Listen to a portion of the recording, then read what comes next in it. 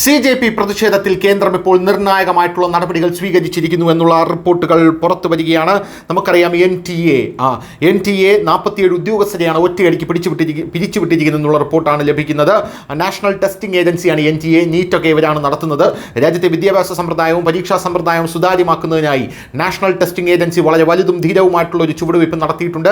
വിദ്യാഭ്യാസ മേഖലയിലെ സ്രോതസ്സുകളിൽ നിന്ന് ലഭിച്ച ഔദ്യോഗിക വിവരങ്ങളനുസരിച്ച് NTA തങ്ങളുടെ 47 ഉദ്യോഗസ്ഥരെ പിരിച്ചുവിടുകയോ അല്ലെങ്കിൽ അവരെ സസ്പെൻഡ് ചെയ്യുകയോ ചെയ്തിട്ടുണ്ട് എന്നുള്ള റിപ്പോർട്ടുകൾ പുറത്തു വരുന്നു. ഇതുകൂടാതെ ഈ ഉദ്യോഗസ്ഥരിൽ ചിലർക്കെതിരെ നിയമപരവും ക്രിമിനൽ നടപടികളും സ്വീകരിക്കുന്നതിനുള്ള തയ്യാറെടുപ്പുകളും തുടങ്ങിയിട്ടുണ്ട്. NTA-യിൽ വലിയ പരിഷ്കാരങ്ങൾ കൊണ്ടുവരുന്നതിനും ഉദ്യോഗസ്ഥരെ ഉത്തരവാദിത്തപ്പെടുത്തുന്നതിനുമുള്ള ഒരു വലിയ നീക്കത്തിന്റെ ഭാഗമാണ് ഈ കർശന നടപടി എന്നാണ് കേന്ദ്ര മന്ത്രാലയം അറിയിച്ചിരിക്കുന്നത്. അടുത്ത കാലത്തായി ചോദ്യപേപ്പർ ചോർച്ചയും പരീക്ഷകളിലെ ക്രമക്കേടും സംബന്ധിച്ച ഗുരുതരമായ ആരോപണങ്ങൾ കാരണം NTA വിവാദങ്ങളുടെ പിടിയിലാണ്. ഈ സാഹചര്യം പരിഹരിക്കുന്നതിനായി മുഴുവൻ ഏജൻസികളുടെ ഘടനയിലും പ്രവർത്തനങ്ങളിലും സമഗ്രമായ മാറ്റങ്ങളും ഉണ്ടാക്കുന്ന ഒരു പ്രക്രിയ തന്നെ ആരംഭിച്ചിട്ടുണ്ട്. ഏജൻസിയെ കൂടുതൽ ശക്തമാക്കുന്നതിന് വരും ദിവസങ്ങളിൽ മറ്റ് നിരവധി പ്രധാന തീരുമാനങ്ങളാണ് ഉണ്ടാകുന്നത് എന്നുള്ളത് മറ്റൊരു കാര്യം. മറുവശത്ത് ചോദ്യപേപ്പർ ചോർച്ച കേസിൽ അതിവേഗ കോടതി സ്ഥാപിക്കുമെന്ന് പ്രധാനമന്ത്രിയുടെ ആഹ്വാനവും വന്നു കഴിഞ്ഞു. News desk.